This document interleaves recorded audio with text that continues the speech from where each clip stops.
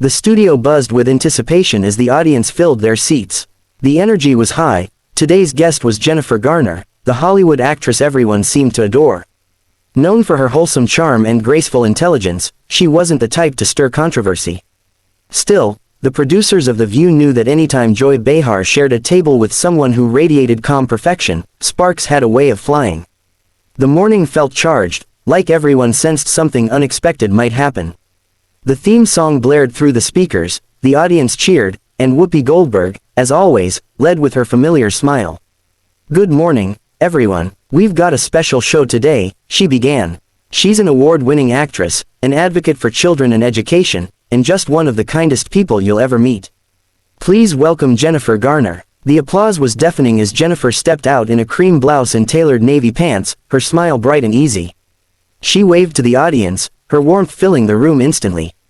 She greeted each host with a hug, Whoopi, Sunny, Alyssa, and finally Joy, who returned the gesture but with a grin that carried just a hint of something sharper beneath it. "Thank you so much for having me," Jennifer said once she took her seat. "It's always nice to be with you ladies." Whoopi grinned. "We're happy you're here, Jen. You're one of the few people in Hollywood everyone still likes," she teased, earning laughter from the audience. Jennifer chuckled, shaking her head modestly. "Oh, I don't know about that, Whoopi.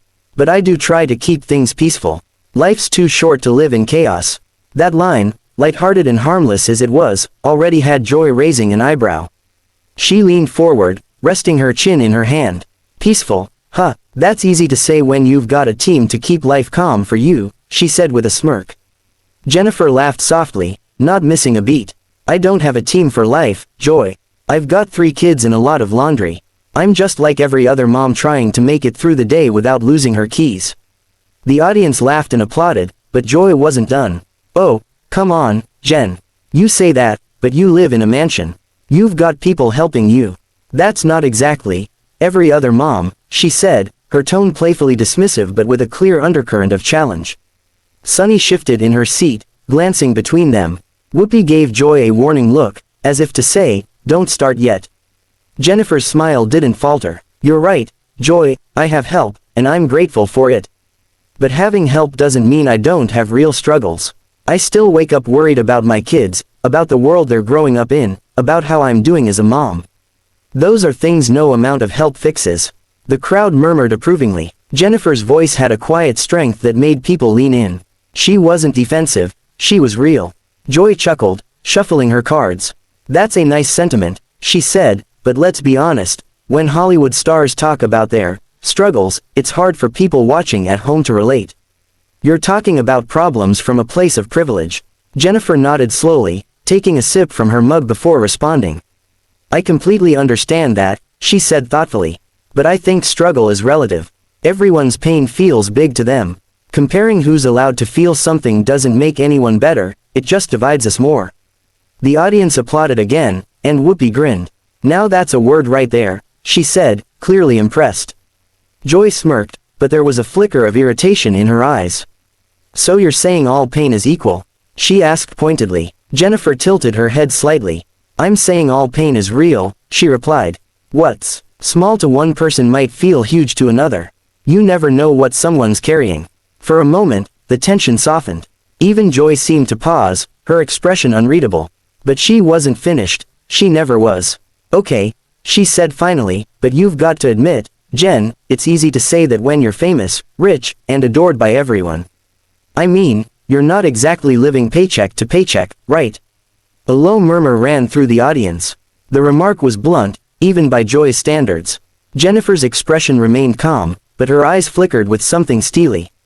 "You're right, I'm not," she said softly. "But money doesn't make you immune to loneliness, heartbreak, or fear. It just changes what those things look like. I think everyone, no matter where they come from, wants to feel seen and understood."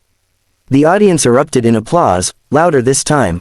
Jennifer smiled politely, her composure never cracking. Whoopi leaned back, chuckling. "You're handling Joy better than most guests do," she said. Jennifer laughed. "Oh, Joy keeps it interesting. I like that." The tension seemed to ease for a brief moment, but under the surface, everyone knew something was brewing. Joy looked amused, but her voice carried that sharp humor that always bordered on provocation. You really are America's sweetheart, she said with a smirk.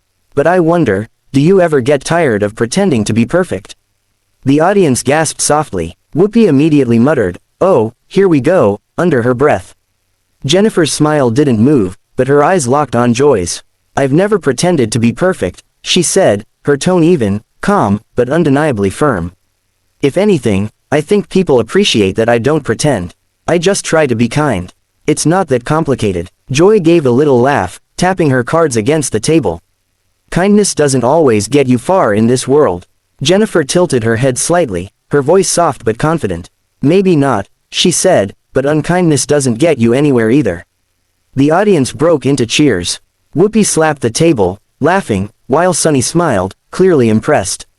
Jennifer simply leaned back in her chair, serene as ever, while Joy forced a tight smile. The polite tension between them was electric, and the audience could feel it. Everyone knew this was only the beginning, the calm before what would soon become one of the View's most talked about live moments. The air in the studio had shifted completely. What had begun as a light-hearted interview was now brimming with tension. Even though Jennifer Garner still wore her polite smile, her body language had changed, her posture straighter, her tone more deliberate. Joy Behar, sensing the crowd's energy turn, leaned in again, her trademark smirk back in place. She wasn't going to back off now. "So, Jennifer," Joy said, her voice dripping with mock sweetness, "you say kindness isn't complicated, but I think a lot of people watching you would say you've had it pretty easy. You're beautiful, successful, rich, how can you really understand what regular people go through?" A few audience members groaned audibly. Sunny Hostin looked toward Joy in disbelief, while Alyssa Farah Griffin fidgeted awkwardly with her note cards.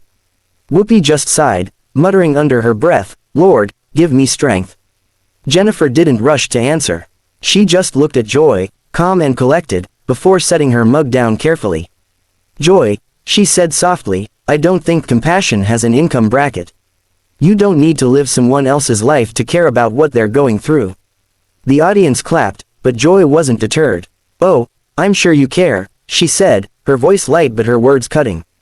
"But it's a little patronizing to hear celebrities talk about relating to normal people. You have people to drive you, cook for you, handle your schedule. It's a different world." Jennifer's expression didn't change, but her eyes narrowed slightly, not in anger, but in focus. "You're right, it is a different world," she replied. "And that's why I use my position to make a difference where I can. I work with schools that don't have enough funding, I visit kids who don't have access to books or safe spaces. I don't do it for cameras. I do it because of seeing what it means to them." The crowd applauded again, some cheering loudly. Jennifer let the moment breathe before continuing. "And just for the record," she added with a hint of steel in her voice, "I still do my own grocery shopping, Joy."